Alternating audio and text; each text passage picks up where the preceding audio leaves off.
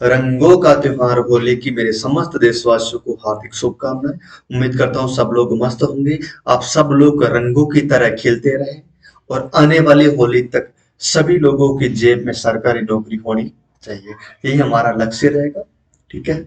और आगे अपन बात करेंगे। जून में वापस जेआरएफ एग्जाम होने वाला है, तो सभी साथी से निवेदन रहेगा कि इस क्लास को एंड तक देखिए। यदि कोई स्टूडेंट है जो अभी नया नया है, उनको पता नहीं है कि नेट जेआरएफ क्या होता है, नेट क्या होता है और जेआरएफ क्या होता है, इनको अपन कैसे पास करेंगे, इनके लिए हमारे पास क्या क्या योग्यता होनी चाहिए। अपन को नेट का एग्जाम पास करने के लिए हमारे पास कम से कम कितने मार्क लेके आएंगे, यानी कि कितने नंबर लेके आएंगे कि हमारी एग्जाम पास हो जाए। इसका परीक्षा का पैटर्न क्या रहता है, एग्जाम फॉर्म कब क्या भरे जाते हैं, उनका क्या पाठ्यक्रम रहता है और इनकी सिलेबस भी क्या रहता है, और यदि हम नेट जेआरएफ कर लेते हैं तो क्या फायदा रहता है। इन सभी जो भी इंपॉर्टेंट बिंदु हैं, इन सभी बिंदुओं पर अपन चर्चा करने वाले हैं इस क्लास में। तो एंड तक बने रहिए, ये क्लास बहुत ही इंपॉर्टेंट होने वाली है। तो मेरे सभी साथी एक बार इस क्लास को शेयर कर दीजिए और हमारे यूट्यूब चैनल को सब्सक्राइब जरूर कर देना। और यदि ये वीडियो आप देख लोगे ना, तो नेट जेआरएफ से संबंधित आपके मन में कोई डाउट नहीं रहेगा, है ना। तो चलिए साथियों शुरू करते हैं। सबसे पहले देखो साथियों कि नेट जेआरएफ होता क्या है, नेट जेआरएफ क्या होता है, इनके लिए हमारे पास क्या क्या योग्यता होनी चाहिए और इसमें उम्र सीमा क्या रहती है। अलग अलग कैटेगरी को अलग अलग उम्र सीमा दी गई है। और परीक्षा का पैटर्न है जो क्या रहता है, इसमें सरकार द्वारा कितनी स्कॉलरशिप यानी कि छात्रवृत्ति दी जाती है, वो संपूर्ण जानकारी अपन इस वीडियो के माध्यम से आपको देने वाले हैं। आप एंड तक बने रहिए साथियों। सबसे पहले एक वर्ड आ रहा है कि यूजीसी। तो यूजीसी की फुल फॉर्म क्या होती है, university grant commission. University grant commission ये यूजीसी की फुल फॉर्म होती है। मेरे सभी साथियों याद रखना, ये भी एग्जाम में पूछा जा सकता है कि यूजीसी की फुल फॉर्म क्या होती है। यदि आप यूजीसी का एग्जाम दे रहे हो ना, तो सबसे पहले अपन को याद होना चाहिए कि यूजीसी होता क्या है, कि फुल फॉर्म क्या होती है। जैसे यूजीसी, नेट और जेआरएफ, इन तीनों शब्द की आपको डेफिनेशन या फिर फुल फॉर्म आपको याद होना चाहिए। UGC university grant commission, UGC की फुल फॉर्म होती है। एक वर्ड आ रहा है नेट। नेट की होती है national eligibility test. National eligibility test को बोलते हैं राष्ट्रीय पात्रता परीक्षा। अब एक वर्ड आ रहा है जेआरएफ। जेआरएफ मतलब होता है junior research fellowship. Junior research fellowship. और नेट का होता है नेशनल एलिजिबिलिटी टेस्ट और यूजीसी का होता है यूनिवर्सिटी ग्रांट कमीशन। यहां तक क्लियर हो गया क्या जी। तो बिल्कुल ये आप फुल फॉर्म तो आपको याद होगी कि यूजीसी क्या होती है, नेट क्या होता है और जेआरएफ क्या होता है। अब देखो अपन बात करें नेट जेआरएफ की संपूर्ण जानकारी। देखो कि एक सबसे पहले वर्ड आ रहा है असिस्टेंट प्रोफेसर। तो असिस्टेंट प्रोफेसर बनने के लिए या फिर जेआरएफ के लिए, यदि आपको जेआरएफ मतलब होता है आप जेआरएफ के बाद में आप पीएचडी कर सकते हैं और नेट के बाद में आप असिस्टेंट प्रोफेसर भी बन सकते हैं। तो इनके लिए क्या होगा, एक नेट का एग्जाम देना पड़ता है, इसको बोलते हैं national teaching national eligibility test. आप पहले सबसे पहले आपको नेट का एग्जाम देना पड़ेगा। यदि नेट में आपके अच्छे अंक आ गए तो आपको जेआरएफ मिल जाएगी। जेआरएफ मतलब होता है जूनियर रिसर्च फेलोशिप। इसके तहत क्या होगा साथियों, यदि आप किसी भी सरकारी विश्वविद्यालय में यदि आप पीएचडी करोगे, किसी भी सरकारी विश्वविद्यालय में आप पीएचडी करोगे, तो गवर्नमेंट द्वारा आपको छात्रवृत्ति दी जाती है। गवर्नमेंट द्वारा आपको छात्रवृत्ति दी जाती है। छात्रवृत्ति समथिंग बात करें तो 35,000 के समथिंग पर महीने आपको छात्रवृत्ति दी जाएगी और लगभग 7 से 8,000 की मध्य एचआर दी जाएगी, यानी कि आप रहने खाने का समथिंग बात करें तो 42,000 के समथिंग आपको एक पर मंथ के लिए आप गवर्नमेंट देंगी जेआरएफ के लिए। वैसे ही आप पीएचडी, जैसे किसी को पीएचडी करनी है, पीएचडी, तो पीएचडी करनी है तो आप सिर्फ नेट के बेस पे भी आप पीएचडी कर सकते हो, लेकिन छात्रवृत्ति आपको नहीं मिलेगी। यदि आपके जेआरएफ करोगे ना, तो बिल्कुल आपको 42,000 के समथिंग पूरे एचआर के मिला, यानी कि होम रेंट, आप जिस जगह रह रहे हो वहां का खाना पीना भी आपको साथ में। वैसे तो होती है 35,000 ही है, लेकिन 7-8,000 साथ में इंक्लूड करते हैं खाने खर्चे के, है ना। कुल मिला के आपको 42,000 अब जेआरएफ के तहत आपको छात्रवृत्ति दी जाएगी। और नेट के तहत आप कुछ नहीं, नेट के तहत आपको कुछ भी छात्रवृत्ति नहीं मिलेगी। एक फायदा यह है कि आप सिर्फ नेट से क्या होते हैं, कि आप असिस्टेंट प्रोफेसर बन सकते हो, सिर्फ नेट से असिस्टेंट प्रोफेसर बन सकते हो, लेकिन आपके आगे DR यानी कि डॉक्टरेट की उपाधि आपको नहीं मिलेगी, सिर्फ नेट कर लेते हो। तो यदि आप JRF कर लेते हो तो JRF के बाद में आपकी PhD क्लियर हो जाएगी, PhD के बाद में आपके आगे डॉक्टर नाम लग जाएगा, यानी कि डॉक्टर मनोज बिश्नोई, यानी doctor Manoj Bishnoi, doctor Satyapal, doctor Seema Mishra, यानी कि आप JRF के बाद PhD क्लियर कर लेते हो तो आपको आगे डॉक्टरेट की उपाधि लग जाए। ऐसा नहीं कि डॉक्टरेट सिर्फ मेडिकल फील्ड वालों के आगे डॉक्टर लगती है, ऐसा नहीं है। आप सिर्फ PhD के दम पर ही आपको डॉक्टरेट की उपाधि मिल जाती है। यहाँ तक क्लियर हो गया क्या साथियों? आप देखो कि जूनियर रिसर्च फेलोशिप JRF एक प्रोग्राम है जिसके अंतर्गत विद्यार्थी अगर आगे MPhil, याद रखना साथियों, MPhil या PhD करता है तो उसको आर्थिक सहायता यानी कि इकोनॉमिक्स हेल्प दी जाती है, किसके द्वारा? सेंट्रल गवर्नमेंट के द्वारा, जो छात्रवृत्ति समथिंग मैंने बताया था कि तो 35,000 दी जाती है, या फिर 7 से 8,000 एक HR यानी कि होम रेंट यानी कि खाने खर्चे की आपको साथ में दी जाती है। आप देखो कि जो उम्मीदवार नेट की परीक्षा देता है वह असिस्टेंट प्रोफेसर पद के लिए, जैसे किसी व्यक्ति ने यदि नेट नेट का एग्जाम यदि पास कर लिया है अच्छा, यानी कि 40% इसके पासिंग मार्क होती है, यदि किसने 40% पासिंग मार्क कर ली तो वो बंदा असिस्टेंट प्रोफेसर पद के लिए एलिजिबल हो जाएगा। या फिर नेट से ज्यादा यानी कि 60% के समथिंग आप यदि स्कोर कर लेते हो तो आपको JRF मिल जाती है, क्योंकि JRF के लिए तो सीटें भी ऑल इंडिया में फिक्स होती है और नेट के लिए तो वैसे भी लगभग सारे एलिजिबल हो जाते हैं, लेकिन JRF के लिए कुछ चुनिंदा लोग, जितनी सीटें होती है, जितनी आगे जिन लोगों को आगे PhD करवानी है, सिर्फ उतनी सीट समथिंग 6% के समथिंग सीट 6% के समथिंग सीट है जो आरक्षित है ऑल इंडिया में, फिर इतने स्टूडेंट हर साल रहते हैं मेरे साथियों, याद रखना है। और वैसे जरूरी नहीं है कि आप JRF के बाद से अपन PhD कर सके, ऐसा नहीं है, सिर्फ नेट के बल पे भी आप PhD कर सकते हो, लेकिन एक बात याद रखना कि नेट के दम पे आपको तुरंत नहीं मिलेगी, क्योंकि वैसे आप चाहे बात करें आप कोई प्राइवेट कॉलेज से या फिर प्राइवेट यूनिवर्सिटी से आप PhD करोगे तो उसकी समथिंग साल की फीस होगी 85,000 से 90,000 के बीच में आपको फीस देनी पड़ेगी। 85,000 से 90,000 में आपको फीस देनी पड़ेगी, इतनी एक किसान का बेटा नहीं दे पाएगा। इनसे अच्छा कि आप थोड़ी एक अच्छी मेहनत कर लो, यदि आपके JRF क्लियर हो जाएगी ना, आपके JRF क्लियर हो जाएगी तो उसके तहत समथिंग आप JRF क्लियर कर लोगे तो आपको सरकारी विश्वविद्यालय मिल जाएगा। जैसे उदयपुर से बात करोगे तो आप मोहनलाल सुखाड़ी विश्वविद्यालय से कर सोगे, जिसमें समथिंग 18,000 से 20,000 के समथिंग साल की फीस होती है, ठीक है, और आपको वो JRF दी जाती है, वो अलग चीज होती है। और आप यदि चाहते हो कि अपने डूंगरपुर से करना चाहते हो गोविंद गुरुवाल, उनसे भी कर सकते हो, उसकी तहत यही होती है। और आप चाहते हो कि जनार्दन राय नगर यूनिवर्सिटी से अभी PhD करना चाहते हो, वो भी PP मॉडल पे है, प्राइवेट पब्लिक मॉडल पे, आप वहां से चाहते हो तो वहां से भी कर सकते हो, वो उनका भी यही सेम प्रोसेस होता है। और सभी साथियों से एक रिक्वेस्ट करूंगा, अभी आप यदि एमएलएसयू से PhD करना चाहते हो तो अभी फॉर्म चल रहे हैं, आप भर सकते हो, ठीक है। ओके साथियों, आगे देखो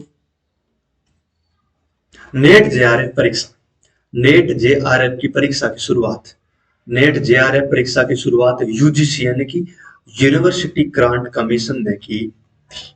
नेट JRF परीक्षा की शुरुआत UGC ने की थी, उसके बाद में सबसे पहले की थी UGC ने, उसके बाद में CBSE ने बोला बिल्कुल सब हम करवा देंगे नेट की परीक्षा। UGC के बाद में CBSE ने की थी, लेकिन आज वर्तमान में कौन करवा रहा है? NTA करवा रहा है, जिसको अपन कहते हैं NTA UGC नेट। सबसे पहले कौन करवाता था? UGC करवाता था, उसके बाद में UGC से CBSE वालों ने बोला कि आपसे तो ये काम संभल नहीं पाएगा और ये काम हमारे को दे दो, फिर बोला CBSE ने कि हम करवा देंगे। और उसके बाद में सन 2018 से, याद रखना 2018 से NTA ने, ये नेशनल टीचिंग एजेंसी, इसने ये ठेका ले लिया कि हम नेट का एग्जाम करवा देंगे। तो अब इसको पूरा नाम बोलते हैं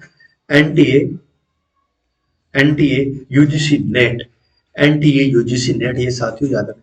वैसे ही आपको ये सामान्य जानकारी, यहाँ से कोई क्वेश्चन नहीं पूछा जाएगा, बट अपना मेन टॉपिक ये है कि पूरा UGC नेट JRF होता है क्या है, ये पूरी इतिहास हम लोग आज पढ़ने वाले हैं। सबसे पहले देखो कि नेट JRF की परीक्षा सबसे पहले CBSE बोर्ड करवाती थी, लेकिन अब ये परीक्षा UGC की तरफ से नेशनल टेस्टिंग एजेंसी, इसको बोलते हैं NTA, करवा रही। कब से? ये 2018 के बाद ये भर्ती करवा रही, इसलिए नेट का ही दूसरा नाम है यूजीसी नेट या फिर एनटीए यूजीसी नेट। ये मेरे साथियों आपको याद नहीं थी, आप कर रहे हो तो ये सामान्य से जानकारी है, तो आपको याद होने चाहिए। अब देखो कि नेट जेआरएफ करने के लिए आपके पास क्या क्या योग्यता होनी चाहिए। बिल्कुल आपने ये प्लान तो बना लिया कि हम नेट जेआरएफ कर रहे हैं, कि आपके पास वो योग्यता है जो आपको नेट जेआरएफ में चाहिए। तो बिल्कुल हम इसमें बता देंगे कि क्या क्या क्या आपके पास योग्यता होनी चाहिए। तो देखो कि यदि आपने जेआरएफ देने का विचार बना लिया है तो क्या आप इस एग्जाम को देने के योग्य हैं या नहीं है। तो चलिए बात करते हैं। सबसे पहले क्या होता है कि नेट जेआरएफ के लिए एलिजिबिलिटी क्राइटेरिया कि आपके पास क्या क्या योग्यता है। तो सबसे पहले इसमें यह लिखा है कि आपके पास यूजी कंप्लीट होना चाहिए, अंडर ग्रेजुएट आपके कंप्लीट होना चाहिए। और दूसरे नंबर पे पीजी यानी पोस्ट ग्रेजुएट, इसको अपन एमए बोलते हैं कि एमए आप जिस सब्जेक्ट से आपने, जैसे मैंने माना कि जिसने हिस्ट्री से एमए की है, हिस्ट्री से जिसने एमए की है तो वो हिस्ट्री से ही आगे नेट का एग्जाम दे पाएगा। साथ ही ऐसा नहीं कि जिसने ज्योग्राफी से एमए कर ली और हिस्ट्री से अपन नेट का एग्जाम दे सकते हैं, ऐसा नहीं होता है। जिस सब्जेक्ट से आपने जिस सब्जेक्ट से आपने मास्टर कोर्स किया जिसको अपन बोलते हैं पीजी या फिर पोस्ट ग्रेजुएशन, और सामान्य भाषा में बोले इसको अपन एमए बोलते हैं ना, मास्टर कोर्स। इस कोर्स में जिस सब्जेक्ट जिसने मैंने पॉलिटिकल से की है तो मेरा नेट का एग्जाम भी मैं पॉलिटिकल से दे पाऊंगा। ये मेरे साथियों आपको याद रखना है। यहाँ तक क्लियर हो गया। चलो ठीक है, आपने जिस, एक बार को ना बता देता हूं कि आपने जिस विषय से एमए कोर्स किया है, आपने जिस विषय से आपने एमए कोर्स किया है, आप उसी कोर्स से ही आगे पीएचडी या फिर नेट का एग्जाम दे सकते हो। ये साथियों आप याद रखना, कहीं गलती मत कर लेना कि मैं तो पॉलिटिकल साइंस से एमए कर रहा हूँ और हिस्ट्री से नेट का एग्जाम दे सकता हूँ। साथियों ये कभी नहीं होने वाला है। एक इंपॉर्टेंट सूचना बता दूं कि उनसे मिलती जुलती सब्जेक्ट है। यदि आप पब्लिक एड और पॉलिटिकल साइंस, ये दोनों आपस में मिलते जुलते सब्जेक्ट हैं, आप चाहते हो ऐसा सिस्टम भी होता है कि 80 तो वैसे सब्जेक्ट होती है, टोटल 108 सब्जेक्ट में आप नेट का एग्जाम दे सकते हो। यदि किसी मिलती जुलती सब्जेक्ट से भी आप करने चाहते हो तो आप कर सकते हो, ऐसा नहीं कि आपको सिर्फ पॉलिटिकल साइंस से देना ही पड़ेगा। ये डाउट आपके क्लियर हो गया होगा। ठीक है, इसमें लिखा कि नेट का एग्जाम देने वाले कैंडिडेट को कम से कम पीजी, मैंने बताया था कि आपके एमए कंप्लीट होने चाहिए, और एमए में जिसके जनरल कैटेगरी वाले हैं ना, कि वो जनरल कैटेगरी वालों के 55% होने चाहिए। यदि 55% किसी के कम है, देखिए बात करें जिसके 54.99% है तो भी वो स्टूडेंट एलिजिबल नहीं होगा। याद रखना, यदि आप एग्जाम दे रहे हो तो आपके कितने का परसेंटेज है तो ये भी आपको याद रखना पड़ेगा। आपके यदि 55% जनरल वालों का कम है तो उनसे ये कहता हूँ, अभी वापस फार्म चल रहे हैं, कोटा ओपन से करो, चाहे आप राजस्थान के किसी भी यूनिवर्सिटी से करो, लेकिन परसेंटेज आपके पूरे होने चाहिए। 55% से एक पॉइंट भी कम हो गया ना तो आप नेट का एग्जाम नहीं दे पाओगे मेरे साथियों, याद रखना। और एक बात याद रखना, जिसके ओबीसी कैटेगरी है उनके 50% कंपल्सरी होने चाहिए। ओबीसी वालों के 50% होने चाहिए। और एससी एसटी को भी 5% एक्स्ट्रा छूट दी गई है। एससी एसटी को भी 5% एक्स्ट्रा छूट दी गई है मेरे साथियों, याद रखना। और ट्रांसजेंडर उम्मीदवार होते हैं उनको भी एससी एसटी या फिर पीडब्ल्यूडी जातियों के बराबर छूट दी गई। यहाँ तक क्लियर हो गया। एक बात मैं बता देता हूँ कि नेट जेआरएफ का एग्जाम देने वालों के पास सबसे पहले यूजी कंप्लीट होना चाहिए और पीजी कंप्लीट होना चाहिए। जनरल वालों के लिए 55%, ओबीसी वालों के लिए 50% और बाकी को अन्य 5% इसमें छूट देती है। और इसमें ट्रांसजेंडर को भी साथ में शामिल किया गया। यहाँ तक क्लियर हो गया। एक बार पुनः बता देता हूँ कि जिस सब्जेक्ट से आप मास्टर का कोर्स कर रहे हो उसी सब्जेक्ट से आप आगे नेट का एग्जाम दे पाओगे, ये साथियों याद रखना। और एक बेनिफिट यह होता है कि आप गवर्नमेंट यूनिवर्सिटी से आप यदि ग्रेजुएशन में यदि आपके राजनीति विज्ञान सब्जेक्ट है और वहीं से आप एमए कर रहे हो तो आपको 5% एक्स्ट्रा मार्क दिए जाते हैं। ये आपको याद रखना है, क्योंकि जैसे भी आपका एडमिशन होगा, देखिए किसी के 55% है तो आपको 5% एक्स्ट्रा दिए जाएंगे। आपके 60% के बेस पे आपका एमए में एडमिशन हो जाएगा, याद रखना।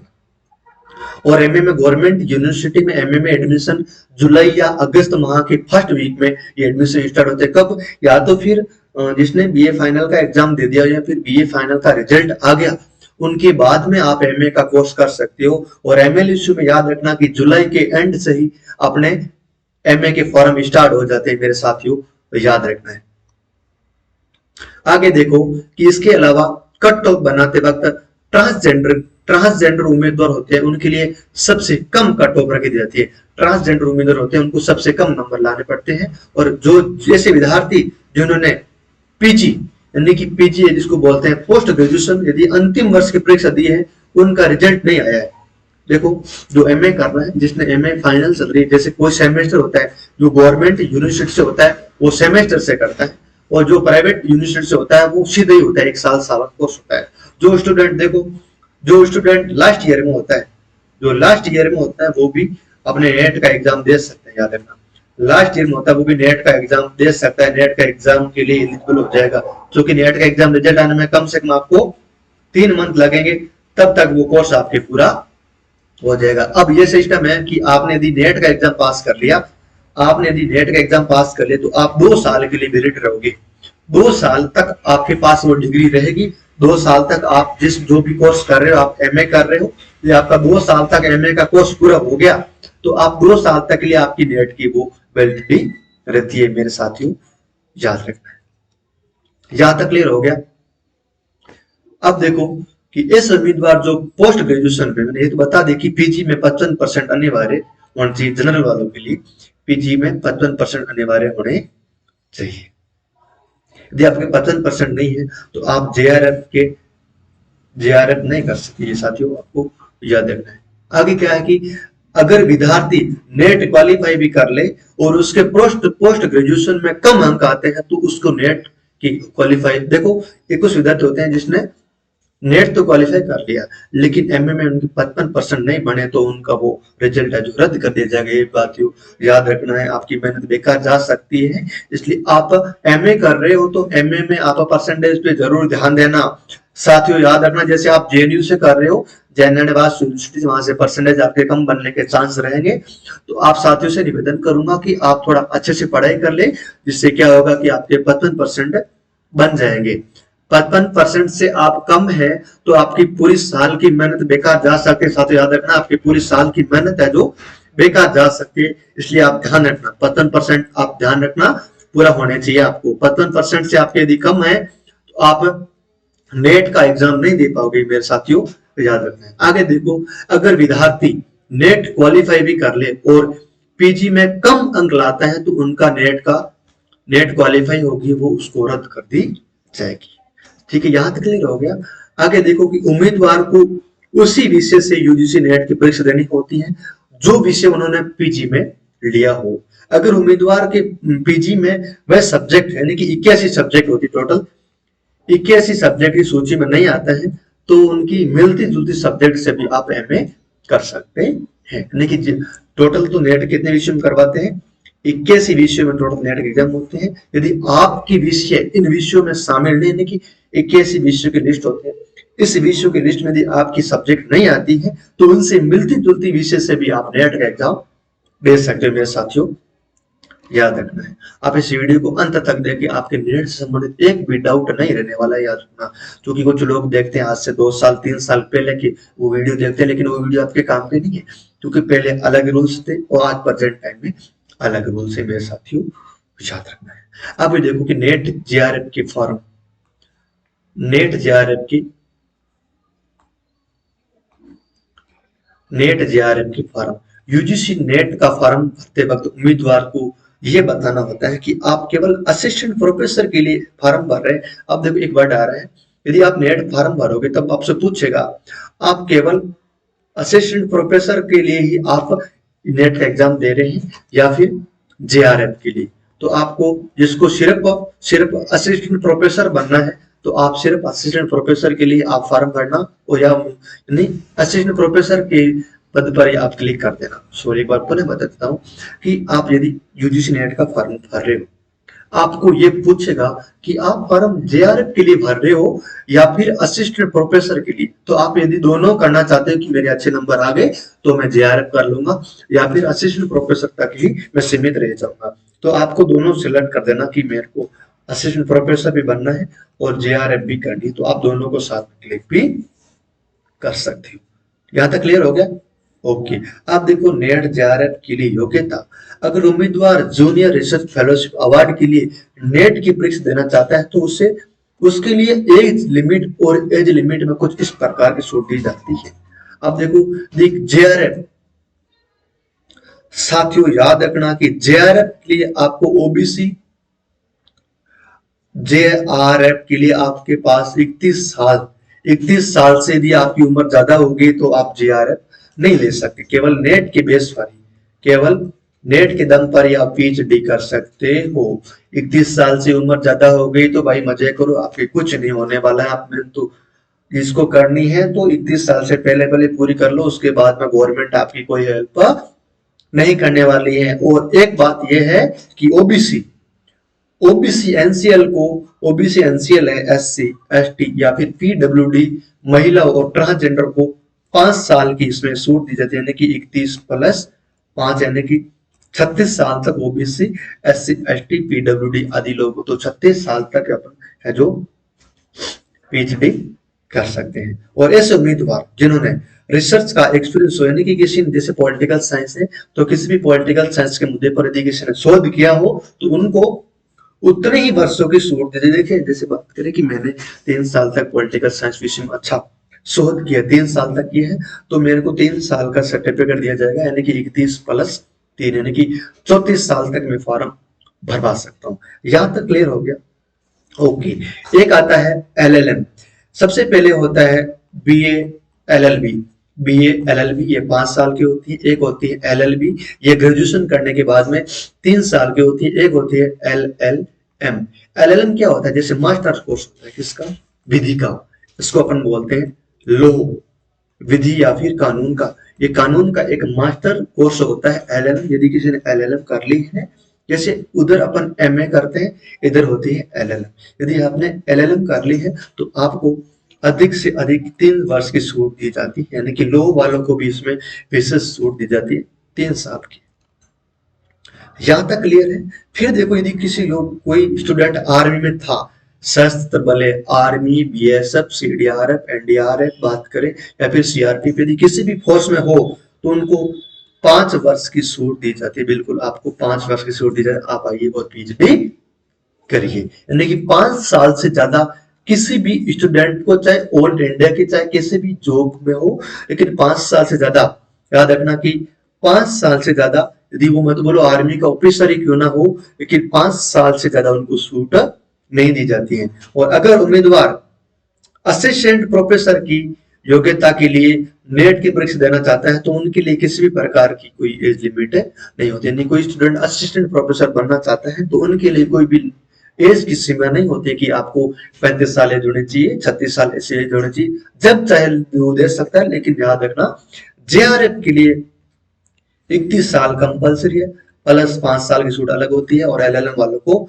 3 साल की होती है, एससी एसटी ओबीसी पीडब्ल्यूडी वालों को 5 साल की होती है, और एलएलएम वालों को 3 साल की होती है। और 5 साल से ज्यादा किसी को भी छूट नहीं दी जाएगी, ये आपको याद रखना है। और असिस्टेंट प्रोफेसर के लिए कोई भी समय सीमा या फिर आयु सीमा निर्धारित नहीं होती है। अब देखो नेट जेआरएम का एग्जाम पैटर्न, देखिए एग्जाम का पैटर्न क्या रहता है, कितने का पेपर होते हैं, कितने का क्वेश्चन आते हैं। आप देखो नेट जेआरएम के टोटल 2 पेपर होते हैं। कितने पेपर होते हैं?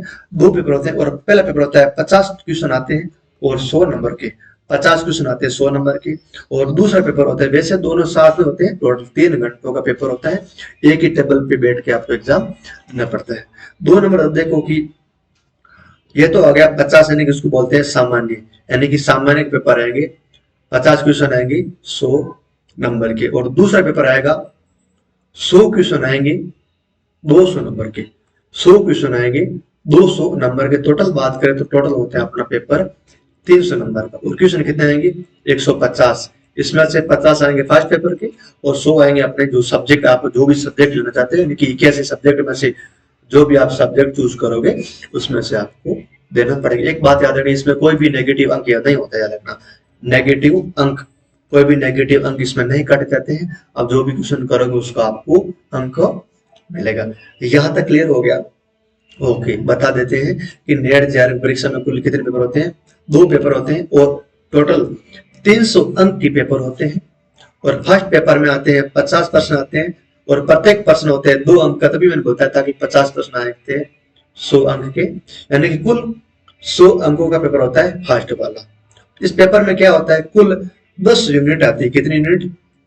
10 यूनिट आती है, और प्रत्येक यूनिट से 5 क्वेश्चन आते हैं, यानी कि 10 यूनिट 50, यानी कि 50 क्वेश्चन, यानी कि प्रत्येक यूनिट से 5 क्वेश्चन आते हैं। टोटल 10 यूनिट होती है, तो कुल मिला के 50 क्वेश्चन आते हैं 100 नंबर के। यहां तक क्लियर हो गया? ओके। अब देखो, इस पेपर को यदि आपको क्वालिफाई करना है तो मिनिमम आपको 40% अंक लाना है। सामान्य वालों को 40% अंक लाना कंपलसरी है। यदि आप ओबीसी, ईडब्ल्यूएस, ओबीसी या फिर ओबीसी, एससी, एसटी, टीएसपी या फिर किसी भी एरिया से हो, तो उनको यदि 35% आप अंक लेके आ रहे हैं तो आप इसमें क्वालिफाई हो जाएंगे। किसमें? सिर्फ और सिर्फ नेट में। यहां तक क्लियर हो गया? ओके। बता दिया था कि आपको 40% लाना कंपलसरी होता है, और यदि एससी, देख लो कि PWD, SC, ST, OBC, NCL की नॉन क्रिमिनल या फिर ट्रांसजेंडर होता है, उनके लिए कम से कम 35% लाने कंपलसरी, और बाकी वालों के लिए 40%। यहां तक क्लियर है? ओके। फिर देखो, एक होता है फर्स्ट पेपर, तो क्लियर करा दिया मैंने कि फर्स्ट पेपर होता है 50 क्वेश्चन आते हैं 100 नंबर की, और प्रत्येक यूनिट से 5 क्वेश्चन आते हैं, टोटल यानी कि 50 क्वेश्चन आते हैं। यहां तक क्लियर हो गया? ओके मेरे साथियों, आगे देखो कि प्रत्येक विद्यार्थी को, अपन बात करें सेकंड पेपर को होता है प्रत्येक विद्यार्थी आपने जो भी सब्जेक्ट चुना है, जिसने सब्जेक्ट राजनीतिक विज्ञान चुना है, तो उनके पेपर सारे राजनीतिक विज्ञान विषय से संबंधित ही पूछे जाएंगे। इसमें टोटल कितने क्वेश्चन आएंगे? टोटल याद रखना साथियों, 100 क्वेश्चन आएंगे। 100 इंटू 2, यानी कि प्रत्येक क्वेश्चन आएगा 2 नंबर का, टोटल ये आ जाएंगे 200 प्लस 100, यानी कि कुल मिला के आपको 300 नंबर का पेपर होगा। इसमें से आपको 40% लाने कंपलसरी है, और एससी एसटी वालों या फिर ओबीसी या फिर ट्रांसजेंडर या टीएसपी वालों को 35% नंबर लाने कंपलसरी है। आपको याद रखना है। और इससे याद रखना कि पेपर कैसा होगा, तो पेपर होगा ऑब्जेक्टिव टाइप, यानी कि ए ब स, यानी कि ए बी सी डी, यानी ऑब्जेक्टिव टाइप क्वेश्चन आएंगे। इसमें से आपको एक राइट करना है। और पेपर याद रखना, एग्जाम होगा साथियों ऑनलाइन एग्जाम होता है साथियों, आपको याद रखना है। और इसमें आपको साथ में 2 पेज भी दी जाते हैं रफ कार्य करने के लिए, आपको याद रखना है। यहां तक क्लियर हो गया क्या? आप देखो कि नेट के पहले पेपर में कुल 10 यूनिट होती है। कितनी यूनिट होती है? 10 यूनिट होती है। मैंने बता दिया था कि, और प्रत्येक यूनिट से 2 क्वेश्चन, प्रत्येक यूनिट से 5 क्वेश्चन आते हैं, टोटल आगे 50 क्वेश्चन आते हैं 100 नंबर के। अब देखो क्या क्या आती है फर्स्ट यूनिट में। क्या आता है? एक आता है टीचिंग एप्टीट्यूड, इसको अपन बोलते हैं शैक्षणिक योग्यता। एक रिसर्च से संबंधित भी क्वेश्चन आते हैं, और कंप्रेशन यानी कि समझ पे आधारित भी क्वेश्चन आते हैं, और संचार से भी क्वेश्चन आते हैं। गणित यानी कि रीजनिंग, और मैथ से संबंधित लगभग 10 से 12 क्वेश्चन इसमें आते हैं, याद रखना। और तार्किक विचार यानी कि लॉजिकल रीजनिंग के भी इसमें क्वेश्चन आते हैं। आंकड़ों से भी क्वेश्चन आते हैं, और सूचना एवं संचार तकनीकी से भी क्वेश्चन आते हैं। यानी कि प्रत्येक यूनिट से आपको 5-5 क्वेश्चन देखने को मिलेंगे। प्रत्येक यूनिट से आपको 5-5 क्वेश्चन देखने को मिलेंगे। टोटल कितने यूनिट है? 10, यानी कि आपको 50 क्वेश्चन आपको इसमें से देखने को मिलेंगे। और बता देते हैं, एक आते हैं कि पीपल डेवलपमेंट एंड एनवायरनमेंट, यानी कि लोगों का विकास और पर्यावरण संबंध, इससे भी आपको 5 क्वेश्चन देखने को मिलेंगे। और उच्च शिक्षा यानी कि हायर एजुकेशन, और यहीं से भी आपको 5 क्वेश्चन देखने को मिलेंगे। कुल मिला के बात करें तो 50 क्वेश्चन आते हैं 100 नंबर के। यहां तक क्लियर हो गया? अब देखो, नीचे दिए गए कुछ महत्वपूर्ण टिप्स मैंने बताए, इसके आधार पर आप नेट का जेआरएफ एग्जाम देना चाहते हो तो हम आपकी इसमें मदद करेंगे। कि ये मैं सारे कंटेंट है जो आप हाथों से लेके लाया हूँ, कि ये स्टूडेंट, मुझे पता है कि स्टूडेंट क्या क्या क्वेश्चन पूछेंगे, उन सब क्वेश्चनों को मैंने पहले से आंसर लिख लिया। आप देखिए कि एग्जाम पैटर्न, देखिए यदि आप किसी भी एग्जाम को यदि आप क्वालिफाई करना चाहते हो, तो पास करना चाहते हो, तो सबसे पहले आपको उस एग्जाम का पैटर्न पता होना चाहिए मेरे साथियों। एग्जाम का पैटर्न क्या होना चाहिए कि आपको सबसे पहले उम्मीदवार को जो यूजीसी का पैटर्न है जो उनको समझना चाहिए कि पेपर किस लेवल का आता है, कैसे कैसे क्वेश्चन आते हैं और क्वेश्चन का लेवल क्या रहता है, वो आपको सबसे पहले समझना पड़ेगा। यदि आप क्वेश्चन का या फिर पेपर का यदि लेवल आप समझ नहीं पाओगे ना, तो आप चाहे मैं तो बोलूँ 20 के एग्जाम भी आप पास नहीं कर पाओगे। सबसे पहले आपको एग्जाम का पैटर्न समझना पड़ेगा और मैं एक वीडियो बनाऊंगी एग्जाम में कैसे कैसे क्वेश्चन आते हैं और कौन कौन से आपको बुक लेकर पढ़नी चाहिए भी मैं आपको बता दूंगा। ठीक है, एग्जाम पैटर्न समझ गया और उससे ये चीजें जान लेनी चाहिए कि पेपर किस टाइप का आएगा, किस तरह के प्रश्न पूछे जाएंगे और प्रश्नों की भाषा क्या होगी और एक प्रश्न कितने अंकों का होगा और मार्किंग सेम क्या रहेगी, ये आपको याद रखना है। साथियों याद रखना एक ही ट्रिक है, यदि आप एग्जाम देना चाहते हो तो सबसे पहले आप पुराने पेपर को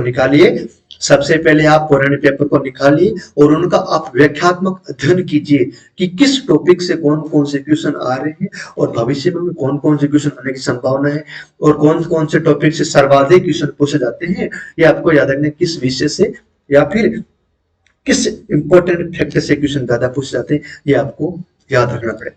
उसके बाद में एग्जाम पैटर्न तो बता दिया कि पेपर किस लेवल का आता है, क्वेश्चन कहाँ से उठते हैं, क्वेश्चन की भाषा क्या रहेगी और प्रत्येक क्वेश्चन कितने नंबर का रहेगा और पहले कौन से क्वेश्चन सर्वाधिक बार पूछे गए हैं और या फिर भविष्य में आने वाले एग्जाम में सबसे ज्यादा कौन सा क्वेश्चन पूछेंगे, ये मेरे साथियों भी आपको याद रखना पड़ेगा, है ना। एक बार मैं सभी से रिक्वेस्ट करूंगा कि हमारे YouTube चैनल को सब्सक्राइब करें और ये वीडियो बहुत ही इंपॉर्टेंट होने वाला है क्योंकि बहुत लोग कमेंट कर रहे थे कि सर एक सर नेट जार संबंधित क्या क्या एग्जाम की रणनीति रहती है, सर एग्जाम फॉर्म वगैरह कब कब क्या भरे जाते हैं, इस पर एक वीडियो बनाओ। तो हमने ये प्लान बनाया कि आपको अच्छे से क्लियर है ना। ओके, आगे देखो कि सिलेबस एग्जाम पैटर्न समझना। यदि आपने देखो एग्जाम पैटर्न तो मैंने बता दिया पूरा एग्जाम पैटर्न तो आप समझ गए। उसके बाद में होता है सिलेबस। याद रखना सफलता में सक्सेस में सबसे ज्यादा इंपॉर्टेंट होता है सिलेबस। यदि आपको नेट जेआरएफ का या फिर आप कोई भी एग्जाम देना जाओगे उस एग्जाम का आपको यदि सिलेबस यदि आपको पता नहीं है तो आप उस एग्जाम को क्रैक नहीं कर पाओगे। एग्जाम पैटर्न समझने के बाद में विद्यार्थी को अगली चीज जो बहुत अच्छे से समझनी चाहिए वो है जेआरएफ का सिलेबस को अपन बोलते हैं पाठ्यक्रम, उसको बोलते हैं पाठ्यक्रम। और आसानी से भाषा में बताऊं कि पाठ्यक्रम यदि आपको मतलब पाठ्यक्रम क्या होता है वो समझने यानी कि कौन कौन से विषय से कौन कौन से क्वेश्चन पूछे जाएंगे, कि कौन कौन से जो महत्वपूर्ण बिंदु है, लेकिन कौन कौन से पॉइंट है जो एग्जाम पूछे जाते हैं उसको अपन बोलते हैं पाठ्यक्रम। देखिए पाठ्यक्रम एक निर्धारित सीमा होती है, पाठ्यक्रम को जो क्राइटेरिया जो निर्धारित होता है कि यहीं से ही आपको एग्जाम में क्वेश्चन पूछे जाएंगे, इनसे बाहर जो कोई क्वेश्चन आपको नहीं पूछे जाएंगे। और देखो कि ऐसे टॉपिक जिनके बारे में आपको पहले से ही थोड़ी बहुत जानकारी है उन एक जगह लिख ले और जिनकी बिल्कुल भी जानकारी नहीं है उनको अलग से लिख ले, है ना। यहाँ तक क्लियर हो गया। अब देखो कि अब अपनी जानकारी वाले टॉपिक्स को पहले पढ़कर खत्म कर ले, इससे आपका मोटिवेशन बढ़ेगा और सिलेबस जल्दी खत्म होगा। अब ये इस लाइन में क्या लेगा कि आपको यदि कोई टॉपिक पहले याद है, यदि आपको यदि सिलेबस आता है 100% में से आपको यदि 60% सिलेबस ऑलरेडी आपके कवर है तो पीछे बचता है 40%। कितने बचता है 40%। यदि 60% आपके क्लियर है ना तो बिल्कुल आप एक पेज देखिए, उस पेज पे सब कुछ आप लिख लीजिए, देखिए सब कुछ टाइप कर लीजिए बिल्कुल कि मेरे ये 60% क्लियर है। इनसे क्या होगा आपके मन में एक पॉजिटिव थिंकिंग आएगी बिल्कुल कि मेरे इतने तो पढ़ा हुआ है, यदि मैं 20 से 25% यदि और भी कर लूंगा तो मैं नेट का एग्जाम आसानी से क्लियर कर लूंगा। यहाँ तक क्लियर हो गया ना। यदि आपकी ऑलरेडी सिलेबस क्लियर है तो आपके मन में एक पॉजिटिव थिंकिंग आएगी कि हाँ कि मेरे इतना पढ़ा हुआ है, बस 20-25% में और पढ़ लूंगा तो मेरा नेट जेआरएफ एग्जाम है जो आसानी से क्लियर होगा। इससे क्या होगा हमारे मन में क्या होगा एक पॉजिटिव एनर्जी पैदा होगी, यानी पॉजिटिव थिंक जो डेवलप होगी कि बिल्कुल मेरे इतने तो पढ़ा हुआ है और मैं यदि थोड़ा सा और भी पढ़ लूं तो मेरे आसानी से क्लियर हो जाएगा। इनसे क्या होगा हमारे मन में पॉजिटिव थिंकिंग आएगी। एक बात मेरे साथ याद रखना, यदि आप कोई भी बुक पढ़ रहे हो ना, कोई बुक पढ़ रहे हो तो उनका रिविजन जरूर कर लेना कि जैसे जैसे आप एक टॉपिक खत्म कर देते हो तो उस पर एक निशान लग रही थी बिल्कुल कि मैंने कि यहाँ तक पढ़ ली, लिख देना कि 10 10 फरवरी 2023 को मैंने यहाँ पढ़ा है। तो मैं चाहता हूँ कि 10 दिन बाद वापस पढ़ना चाहूँ, कुछ भूल जाते हैं तो इन भर्तियों क्या होता है कि सिलेबस बहुत बड़ा होता है, तो स्टूडेंट आगे पढ़ता है तो पीछे का भूल जाता है कि मैंने कब ये विषय पढ़ा था या फिर कब ये टॉपिक पढ़ा था। तो वहां पर आप डेट ले लोगे ना तो आपके मन में कोई डाउट नहीं रहेगा, बिल्कुल यहाँ से देखोगे तब पता चल जाएगा कि मैंने इतनी तारीख ये टॉपिक यहाँ से पढ़ के छोड़ा, तो आज मैं रिवीजन कर लूंगा ना तो मेरे आसानी से क्लियर हो जाएंगे। बिल्कुल, एक बार टाइम देख लेते हैं। हाँ जी, बिल्कुल। तो यहाँ तक क्लियर हो गया। और एक बात याद रखने दी, कोई भी आप एग्जाम दे रहे हो, सबसे पहले उसका पाठ्यक्रम हमारे पास होना चाहिए, उसको अपन बोलते हैं पाठ्यक्रम। यदि हमारे पास पाठ्यक्रम भी नहीं है तो आप चाहे कोई भी एग्जाम देने जाओगे तो आप एग्जाम क्लियर नहीं कर सकते। पाठ्यक्रम के बाद में आपको नोट्स बनाना ही पड़ेगा मेरे साथियों, याद रखना, नोट्स आपको बनाने पड़ेंगे। सबसे पहले एग्जाम पैटर्न को आपको समझना होगा, उसके बाद में नोट्स भी बनाने होंगे। नोट्स किसी और के नहीं, वो भी खुद के। क्योंकि क्या होगा कि यदि आप एग्जाम देने जा रहे हो, एग्जाम की लास्ट 10 दिन में आपको यदि रिवीजन करना है तो आप इतनी बड़ी बड़ी 400 पेजों की आप किताब को नहीं पढ़ पाएंगे। आपके पास यदि नोट्स होंगे, आपके पास यदि खुद के सेल्फ नोट्स होंगे ना तो उस नोट्स को आप 10 से 12 दिनों में आसानी से आप रिवीजन कर सकते हो। नोट्स का मतलब यह नहीं होता है कि जो किताब में लिखा हुआ उसको पूरा का पूरा साफ लो, ऐसा नहीं होता है कि आप एकदम शॉर्ट में नोट्स बनाइए आपको समझ में आ जाए। ऐसा नहीं है कि सभी को समझ में आ जाए। नोट्स अपने खुद के लिए बनाइए, ना कि किसी और के लिए। और क्या होता है कि नोट्स में सभी इंपॉर्टेंट चीजों को लिखे और उसे समय समय पर रिवाइज करना बिल्कुल भी ना भूले। यदि आप किसी भी चीज को रिवीजन नहीं करोगे तो उस चीज को आप भूल जाओगे। यहां तक क्लियर हो गया। अब देखो कि पिछले साल के प्रश्न पत्र अवश्य पढ़िए। पिछले साल के प्रश्न पत्र अपने पढ़े गए टॉपिक के हिसाब से पिछले साल के प्रश्न पत्र में पूछे गए प्रश्नों को जरूर हल कीजिए। आप यदि किसी भी नेट का एग्जाम देने जा रहे हो तो नेट के आज से 10-15 साल पहले जितने भी एग्जाम हुए थे उन सभी के एग्जाम के पेपर लेके आइए और उनको हल कीजिए कि पहले वाले एग्जाम में किस प्रकार के क्वेश्चन पूछे गए हैं और भविष्य में कौन कौन से क्वेश्चन पूछे जाने की संभावना है। इनसे क्या होता है कि आपके मन में एक पॉजिटिव एनर्जी फील होगी कि बिल्कुल हाँ, कि इस टॉपिक से ये क्वेश्चन पूछे जा रहे हैं। इससे क्या होगा, हमारे अंदाजा लग जाएगा कि हमारे को अंदाजा लग जाएगा कि इस विषय से कौन कौन से क्वेश्चन पूछे जा रहे हैं और किस टॉपिक से कौन कौन से क्वेश्चन पूछे जा रहे हैं, इसका हमारा अंदाजा लग जाएगा। यहां तक क्लियर हो गया।